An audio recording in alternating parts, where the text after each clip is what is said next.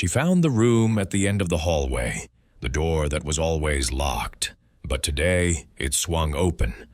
Inside, a whiteboard covered one wall. Names, dates, money amounts. Emma, 20,000. Sophia, 18,000. Nicole, 25,000. And at the bottom, written in fresh marker, Jessica, UK, potential 40,000 plus. Jessica Morgan stared at her own name. She wasn't his first. She wasn't even close. Behind her, footsteps echoed in the corridor. Jessica Morgan was 29 when she met Marco Russo at a tech startup conference in London, spring 2019. She never imagined that random conversation near the coffee station would lead her here, trapped in a villa an hour outside Porto, Portugal, staring at evidence of her own planned destruction.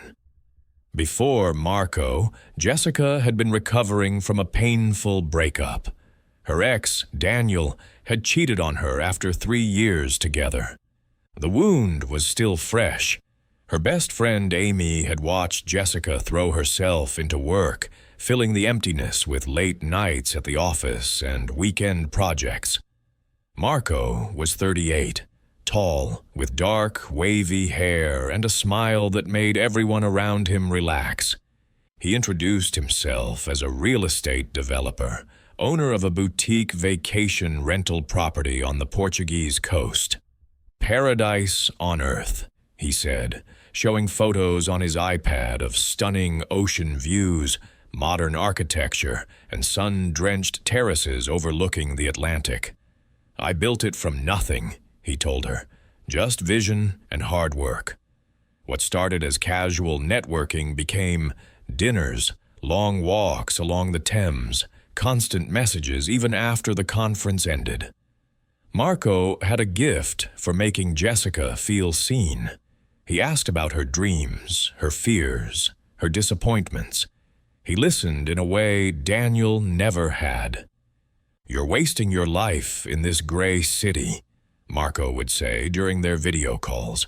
"London is all stress and rain. You deserve sun, freedom, a life that actually feels worth living." He painted Portugal as paradise. She could work remotely, wake up to ocean sounds, finally live instead of just exist. In the first 4 months, Marco visited London 3 times. Each visit was intense romance. Flowers delivered to her office, expensive dinners, whispered promises about their future together. During his second visit, he met Amy. She didn't trust him immediately. "Something feels off," Amy said over coffee near Jessica's flat. "He's too perfect, too interested." "You've known him 4 months, Jess." 4 months? "You're just being overprotective," Jessica replied defensively. "After Daniel, any guy who treats me well seems suspicious to you." "That's not it," Amy insisted. "I looked up his property online. There are reviews, but not many. And when you search his name, barely anything comes up. For a successful developer, he's got almost no digital footprint." Jessica felt annoyed. "Not everyone lives their whole life on LinkedIn, Amy. He's Portuguese. He works in local tourism. Obviously, his online presence would be different. But doubt had been planted. That night, alone in her apartment, Jessica searched. Marco Russo, Facebook, Instagram, LinkedIn. She found exactly what he'd shown her. An Instagram with professional property photos, a few personal posts, positive reviews on Booking.com, nothing alarming. What Jessica didn't find, what no one could find with a basic search, was that Marco Russo was a carefully constructed identity, that the villa was registered under a shell company, that there were at least 4 British women who had made this exact journey, and none had returned the same. The proposal came in January 2020, during Marco's 3rd visit. He took her to Kew Gardens, waited until they were alone near the greenhouse, and knelt down with a small velvet box. "Jessica, you've shown me what real connection feels like. Come to Portugal, be my wife, build this life with me." The ring was simple, but elegant, a small emerald surrounded by tiny diamonds. Jessica said yes through tears. In that moment, with Marco holding her hands and promising adventure and love, Amy's warnings seemed ridiculous. "Let's do this right," Marco suggested, as they celebrated with champagne. "Come spend a month in Porto, see the property, experience my life. Make sure you really want this before you commit permanently. No pressure, just a trial run." It seemed reasonable, sensible even. Jessica negotiated remote work with her boss, booked her flight for February, and started planning. When she told Amy, her friend's reaction was immediate. "You're making a huge mistake," Amy said bluntly. "You've known him 5 months, Jess. 5 months. Now you're going to another country, to his place, where you don't know anyone, don't speak the language fluently, have no support network." "I know enough Portuguese to get by," Jessica interrupted. "And it's 1 month. What's the problem?" "The problem is you're so desperate not to be alone that you're ignoring every red flag," Amy fired back. The words hit hard. "He's isolating you. That's what manipulators do. They take you out of your environment, put you somewhere you're completely dependent on them." "Do you have any actual proof he's dangerous?" Jessica asked coldly. "Any evidence beyond paranoia?" Amy sighed, defeated. "No. But please, promise me one thing. Daily contact. And if anything feels wrong, anything, you come home immediately." "Promise?" "I promise," Jessica said. But emotionally, she'd already checked out of the conversation. The flight to Porto was scheduled for February 12th, 2020. Jessica packed carefully. Light clothes, her laptop, a few books. Marco had promised to pick her up himself. "I can't wait to show you everything, love," he wrote in his last message. "Our life starts now." As the plane took off from Heathrow, Jessica watched the gray London landscape disappear below. She felt excited and nervous, but pushed any doubts away. This was a new beginning, a chance to be happy again. What Jessica didn't know, what would take her weeks of horror to discover, was that she wasn't Marco's first British bride. She wasn't the second. She wasn't even the fourth. And the luxury villa he'd shown her in photos wasn't exactly what it seemed. Behind the Instagram perfect facade was a carefully constructed operation running for years, leaving a trail of broken women, stolen money, and crimes that UK and Portuguese authorities were only beginning to connect. But for now, as the plane crossed over the channel toward the Portuguese sun, Jessica Morgan still believed she was flying toward her happy ending. The warmth of Porto hit Jessica like a wall when she stepped out of the airport. February in London meant cold rain and gray skies. Here, even in winter, the sun felt glorious. Marco was waiting outside arrivals, exactly where he'd promised. White linen shirt, sunglasses, that radiant smile. "You're here," he shouted, pulling her into a tight hug. Finally here. Relief flooded through Jessica. All Amy's warnings, all the small doubts, they seemed absurd now. This was Marco, her fiancé, the man who loved her, real and solid, just as he'd promised. "How was the flight?" he asked, grabbing her suitcase. "You must be exhausted, but wait till you see the villa. You'll forget all about being tired." Marco's car was a large black Range Rover with tinted windows. As they drove through Porto, Jessica observed everything with fascination. The colorful buildings, the narrow streets, the Douro River glittering in the afternoon sun. Marco talked non-stop, pointing out landmarks, making plans. "First, let's get you settled and rested," he said, placing his hand on her knee. "Tonight, special dinner. Tomorrow I'll show you everything. The property, the beach, introduce you to the team." "What about work?" Jessica asked. "You mentioned office space with good internet. I have a call with my team Thursday." Marco laughed. "Of course, everything's ready. But today, just relax, okay? You work too hard, Jess. You need to learn to slow down." They drove for almost 50 minutes, gradually leaving the city and entering more rural areas. Jessica noticed the landscape changing. Fewer buildings, more farmland, rougher roads. "It's quite far from the city center," she remarked, trying to sound casual. "That's what makes it special," Marco explained. "It's not some touristy resort packed with drunk Brits. It's boutique, exclusive, authentic. People come here for real Portugal, not fake vacation Portugal." Finally, he turned onto a narrow dirt road surrounded by olive groves. A tall iron gate appeared. Marco honked twice. A young man, maybe 26, with a visible scar across his eyebrow, opened it from inside.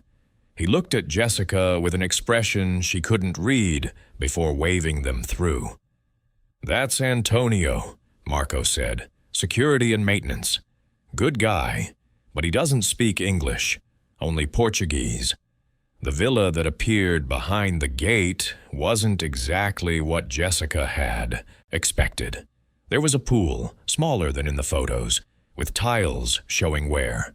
A 2-story main building painted white with maybe 6 or 7 rooms, palm trees and tidy landscaping. But there were no guests, no movement, no music, no sounds of people enjoying vacation. "It's empty," Jessica said, unable to hide her disappointment. "Low season," Marco explained quickly, grabbing her bags. "Plus, I canceled this week's bookings because I wanted you all to myself for the first few days. No distractions, no demanding guests, just us." He said it romantically, but something in the phrasing made Jessica's stomach tighten. Marco led her to what he called the master suite, spacious room on the 2nd floor, overlooking the pool, with a glimpse of ocean through the trees. It was pleasant enough. King bed, private bathroom, working air conditioning. But Jessica noticed details that didn't match the luxury image Marco had painted. Peeling paint in one corner, a water stain on the ceiling, curtains that had seen better days. "It's beautiful," she said, "because that's what was expected." "Get some rest," Marco suggested, kissing her forehead. "I'll make something special for lunch. You must be starving." After he left, Jessica finally let exhaustion wash over her. She lay on the bed, grabbed her phone to message Amy that she'd arrived safely. The signal was weak, just 1 bar. She tried connecting to the Wi-Fi Marco mentioned, but the password he'd given her didn't work. Frustrated and tired, she decided to deal with it later. She closed her eyes for just a moment. When she woke up, it was dark outside. Disoriented, she checked her watch. 9:15 p.m. She'd slept almost 9 hours. She got up quickly, feeling guilty. Marco had probably been waiting all day. She opened the bedroom door and almost tripped over a tray on the floor. Food covered in plastic wrap, already cold. A handwritten note. "Let you rest. Enjoy. See you in the morning." The hallway was dark, only faint light coming from somewhere downstairs.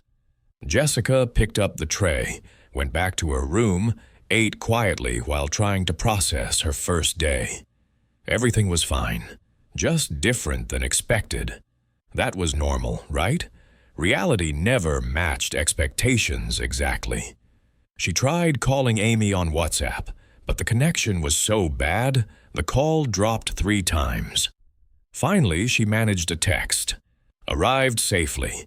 Villa is nice, but different from photos. We'll explore more tomorrow. Don't worry."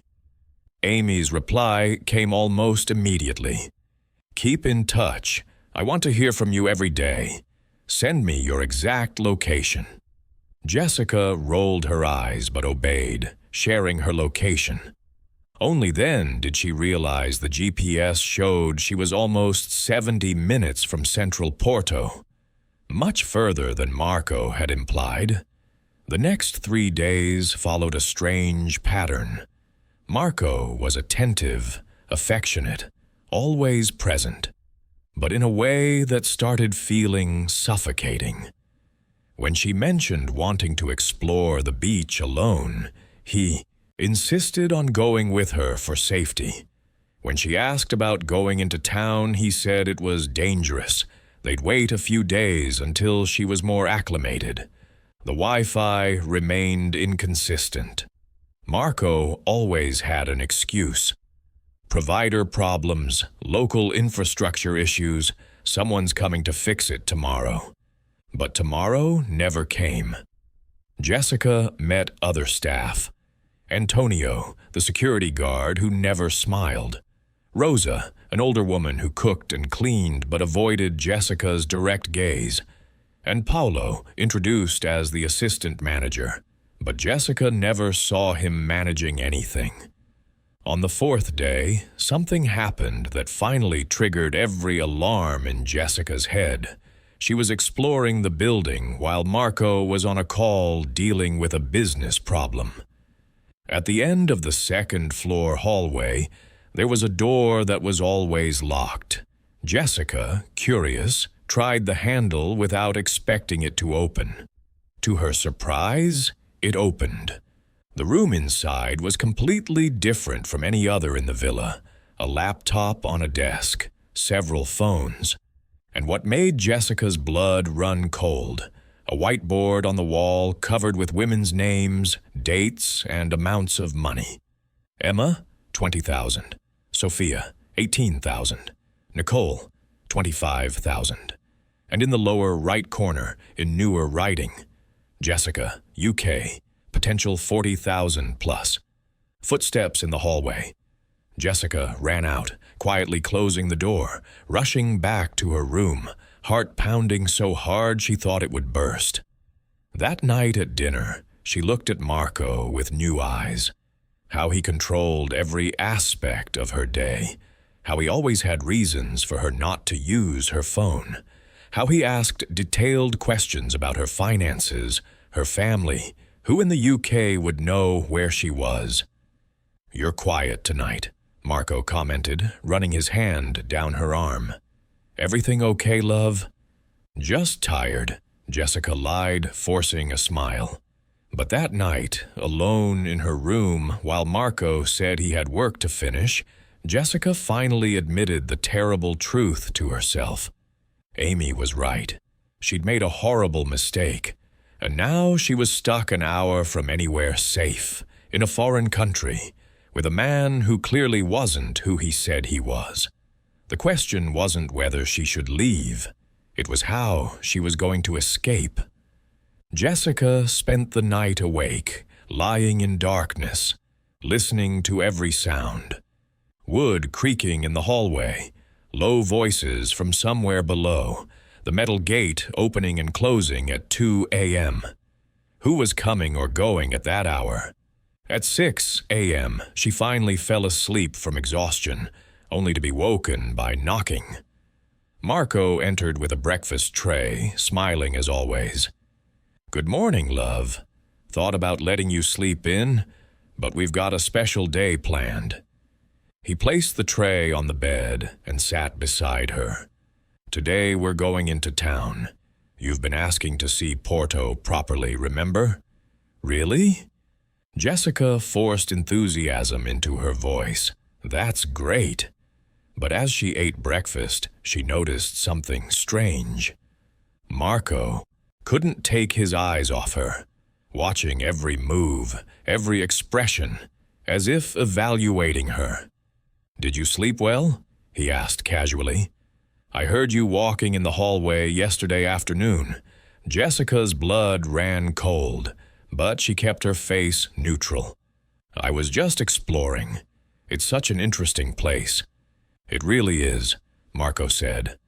And something in his tone made Jessica realize he knew. He knew she'd entered that room.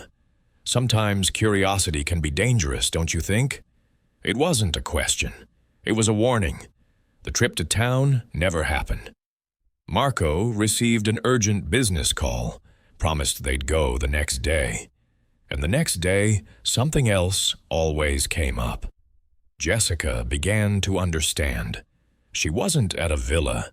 She was in a prison disguised as paradise. On the 6th day, Jessica woke up and discovered her passport was missing. She'd kept it in the nightstand drawer. Now it was gone. Marco, she confronted him by the pool, trying to keep her voice calm. "My passport's gone. Have you seen it?" He didn't even seem surprised. "Oh yeah, I put it in the office safe for security. Lots of theft in the area, you know. I'd like it back." Sure. When we need it," he smiled, but there was no warmth in the smile. "Why would you need it now? You're not planning on leaving, are you?" Phrased as a joke, but they both knew it wasn't. That afternoon, while Marco was on an endless call in the office, Jessica tried once more to use her phone. The signal was still weak, but she managed to send a short message to Amy. "I need help. Can't leave. He took my passport." The reply came quickly.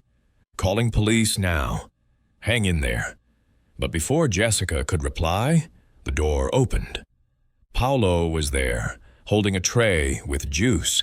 His eyes went straight to the phone in Jessica's hand. "Mr. Marco asked me to bring this," he said in thick Portuguese accent. He put down the tray and left. But Jessica saw the way he looked at the phone. She didn't touch the juice. 15 minutes later, Marco appeared, looking grim. "Who were you messaging?" he asked quietly. "Amy," Jessica said, heart racing. "She's worried because I haven't been in touch much." Marco held out his hand. "Give me the phone, Jessica." "What?" "No. Now." His voice was no longer charming or kind. It was cold, authoritative, threatening. Jessica clutched the phone to her chest. "You have no right." Marco's hand grabbed her wrist with brutal force. Jessica screamed in pain as he twisted her arm, wrenching the phone from her fingers. She tried to resist, but he was stronger, much stronger. "You've made a mistake," he said quietly, looking at the phone screen, seeing the message to Amy. "Your friend called the police? You think the police will help?" He laughed, a harsh, humorless sound. "Half the local police are in my pocket, sweetheart. The other half don't care about stupid tourists who come here voluntarily." Jessica felt tears of terror streaming down her face. "Please, just let me go. I won't tell anyone. Anything. You really think you're the first to say that?" Marco threw the phone against the wall, smashing it to pieces. Emma said the same thing. Sophia, too. "You know where they are now?" Jessica didn't want to know. God, she didn't want to know. "Lock her in the bedroom," Marco ordered Paolo, who'd appeared at the door like a ghost. "No food until she learns to cooperate." As Paolo dragged her down the hall, Jessica saw Rosa, watching from a distance. For a brief moment, their eyes met. Jessica saw something there. Pity, maybe even guilt. But Rosa looked away and went back to the kitchen. Locked in her room, Jessica finally allowed total panic to consume her. She pounded the door, screamed for help until she was hoarse, tried to open the window, but it was sealed shut. No one came. No one answered. When darkness fell, Jessica sat in the corner, hugging her knees, shivering despite the warmth. She thought of Amy, of her mum back in Manchester, of her comfortable, safe life she'd abandoned for a man she'd known only a few months. All the stories of missing women she'd read. All the true crime documentaries she'd watched. She'd always thought, how could they have been so naive? Now she understood. Isolation didn't happen all at once. It was gradual, calculated, disguised as love. And now, locked in a room in a foreign country, passport stolen, phone destroyed, Jessica Morgan finally understood the full extent of her mistake. The question now was there still any chance of survival? 2 days passed, or was it 3? Jessica had lost track of time in the darkness, curtains closed, no one responding to her cries. Food arrived once a day, always brought by Paulo, who pushed a tray through the half-open door without speaking, watching her with dead eyes before locking it again. Jessica rationed water from the bathroom tap, tried to stay sane by doing mental exercises, reciting poems she'd learned at school, solving math problems, planning escape routes that all ended at the same brutal reality. Locked door, sealed window, no way out. On the 3rd night, or maybe the 4th, something changed. Jessica was half asleep when she heard a key turning in the lock. She curled up on the bed, expecting Paulo or Marco. Instead, Rosa rushed in, closing the door quietly behind her. "Quick," she whispered in heavily accented English. "We have little time." He went to the city with Antonio. Paulo is drunk in the office. Jessica stood unsteadily, legs weak from days without proper movement. "Are you helping me?" "I'm not a bad person," Rosa said. Jessica saw tears in the older woman's eyes. "I work here because I need the money. I have 3 children to feed. But what he does, it's not right."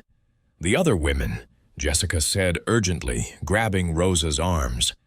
"Emma, Sophia, what happened to them?" Rosa looked away. Emma, she paid, sold her flat in Bristol, transferred everything to him. After the money arrived, he let her go. But she was destroyed. Addicted to the drugs he gave her to keep her calm. And Sophia? Rosa's silence was answer enough. Jessica felt nauseous. She resisted too much, Rosa finally said, voice barely audible. Tried to escape. Fought with Marco. He lost his temper. Antonio, he disposed of the body. They never found it. Jessica covered her mouth to stifle a sob of terror.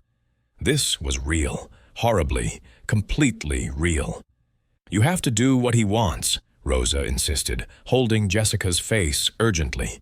"Transfer the money, sign the papers, be submissive. It's the only way out alive. He's been doing this for years. British women, always vulnerable, always with some money. He promises marriage, love, a new life. Then he isolates them, threatens them, extorts them." "I don't have that much money," Jessica said desperately. "I have savings, maybe £40,000, but it's not." "It's enough. He'll accept it. But you need to appear cooperative now. Tomorrow, when he comes back, you need to cry, apologize, promise to do whatever he wants." "What about the police?" Amy called them. Rosa made a sound of contempt. "You think you're the first? Families always call. But Marco has connections. The local police chief receives monthly payments. The documents are all in order. You entered the country voluntarily. You're staying as his fiancé. There's no official crime until you're dead or officially missing." "So there's no way out," Jessica whispered, reality crushing any hope. "There is a way." Rosa took something from her pocket. An old mobile phone. "Hide this. There's a number here." She showed a contact saved as Dr. Silva. Dr. Luis Silva, former police officer, now a private investigator. He's reliable, not on Marco's payroll. If you can call him, he can help, but only when you're ready to act. Jessica took the phone with trembling hands. "Why are you doing this?" Rosa's eyes filled with tears. "If Marco finds out, my daughter, she's your age, if she were here." The words hung in the air, heavy with maternal emotion. "You remind me of her." Footsteps in the hallway. Both women froze. Rosa snatched the phone back and shoved it under the mattress. "Remember," she whispered urgently. "Cooperate. Cry. Promise everything. It's your only chance." She left quickly, locking the door again. Jessica heard voices in the corridor, Rosa explaining something about checking if the guest needed medication. Paolo's hoarse voice responding with disinterest. Jessica waited until silence returned, then carefully retrieved the phone from under the mattress. 20% battery. The signal was weak, 1 bar, sometimes none, but it was a lifeline to the outside world. A chance. She looked at the saved contact, Dr. Luis Silva. Her fingers hovered over the call button, but she hesitated. Rosa said to wait until she was ready to act. What did that mean? When would be the right moment? Jessica turned off the phone to conserve battery and hid it inside her pillowcase. Then, for the first time in days, she allowed herself to feel something other than despair. Hope. Fragile, dangerous hope that could easily be crushed. But it was something. And sometimes something was all a person needed to survive. Another day. Marco returned the next morning. Jessica heard him talking to Paolo in the hallway before the door opened. She prepared herself mentally, remembering Rosa's words. Cooperate, cry, promise everything. When he entered, Jessica was sitting on the bed, eyes red from rubbing them purposely to look like she'd been crying, posture submissive. It was an act, but her life depended on it. "Jessica," Marco said, voice carefully neutral, "we need to talk like adults." "I'm sorry," she said immediately, making her voice tremble. "I was scared, confused. I shouldn't have doubted you. It was Amy. She's always been overprotective. She put ideas in my head." Marco studied her for a long moment. Jessica could see the calculation behind his eyes, deciding whether to believe her. "You hurt me," he said finally, sitting on the edge of the bed. "I offered you my life, my heart, my business, and you betrayed me by trying to involve the police. I know. It was a terrible mistake." Jessica forced tears. Not difficult, considering the real terror she felt. "I'm just so scared of being hurt again. After Daniel, my ex, it's hard to trust." The mention of past vulnerability was calculated. Predators like Marco sought emotional weakness they could exploit. "I understand," Marco said. For a second, his face softened with something almost genuine. Almost. But if we're going to build a life together, there has to be trust. Total trust. "I know, and I want that." Jessica swallowed, bracing herself. "What do you need from me to prove I'm committed?" There it was. The opening he'd been waiting for. Marco leaned forward, taking her hand. "I'm having temporary financial problems," he said. Jessica almost laughed at the audacity of the lie. "An investor pulled out last minute. I need capital to keep the villa running until high season. If you could lend me, not give, lend me, maybe 40, 50,000 pounds. "He knows exactly how much I have," Jessica realized with cold horror. "He investigated my finances before he even met me." "I have savings," she said slowly. "About 40,000 pounds. I was saving for a flat deposit, but..." She squeezed his hand. "If it's for our future together, for our business..." Marco's smile was genuine this time, but it was the smile of a predator about to catch its prey. "You're incredible," he said, kissing her forehead. "I'll give you your phone back. Access to the office computer. You can make the transfer tomorrow. After that, we'll forget all this. Start over the right way." That night, Jessica had dinner with Marco for the first time in days. He was charming again, telling stories, making plans for after everything's settled.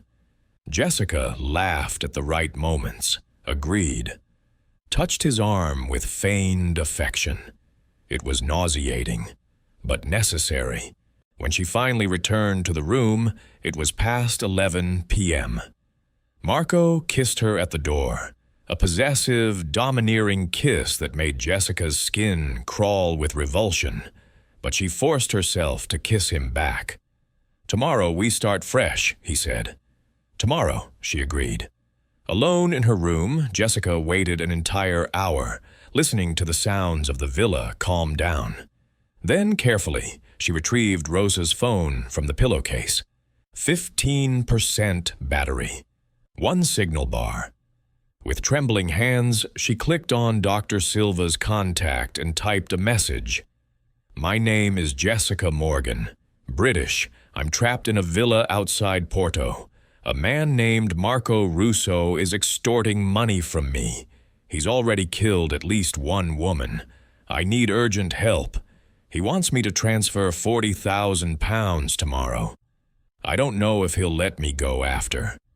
She added the location she'd managed to identify from an old map she'd found in a drawer days ago. Pressed send. The minutes dragged. The message showed delivered but not read. Jessica stared obsessively at the screen. 10% battery, 9%. Finally, 3 dots appeared. Someone was typing. "Jessica, I'm Luis Silva. I know this place and this man. You are in extreme danger. Do not transfer the money. He won't let you go anyway. Tomorrow at 2 p.m. when he's in the office making calls. His routine, be ready at the back window of your room. A team will be there.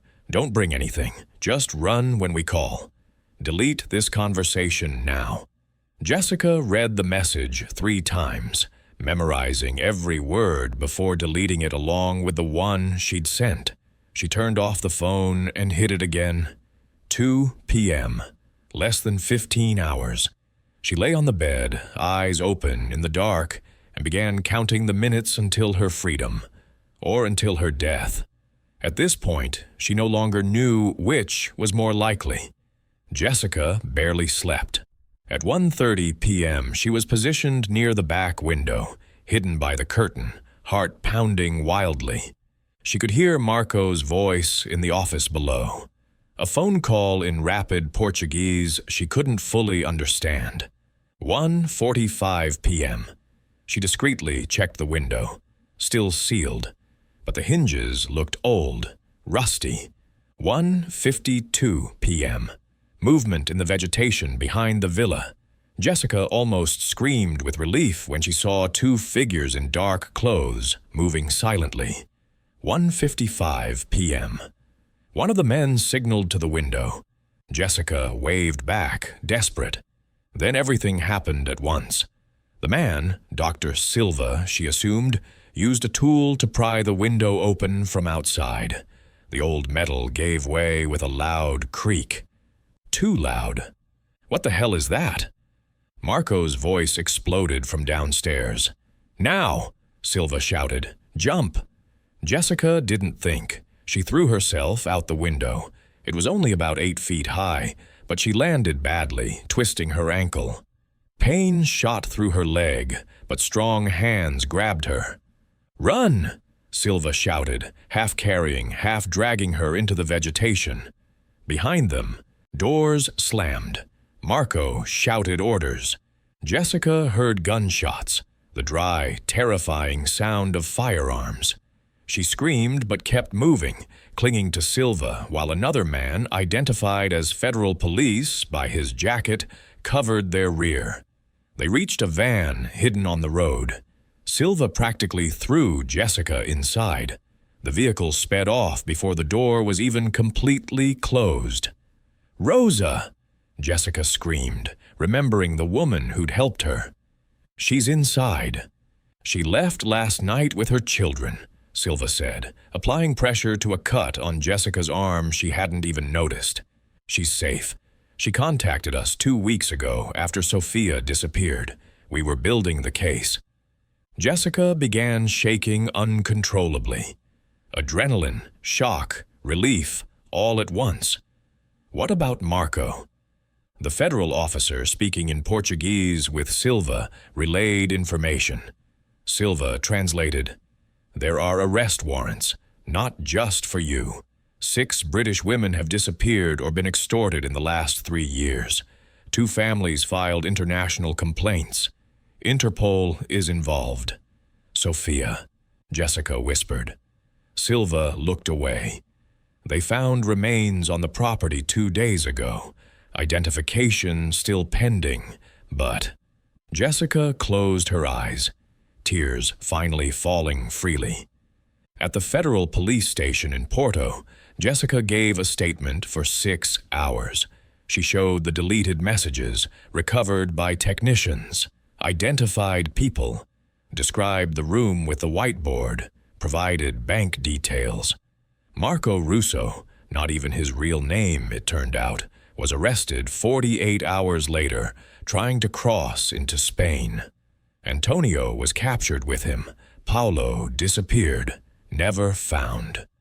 3 weeks later, back in the safety of her flat in Manchester, Jessica sat with Amy in silence. Her ankle was still bandaged. The purple bruises on her wrist, from when Marco had grabbed her, were fading to greenish yellow. "You were right," Jessica said finally, "about everything." Amy held her hand.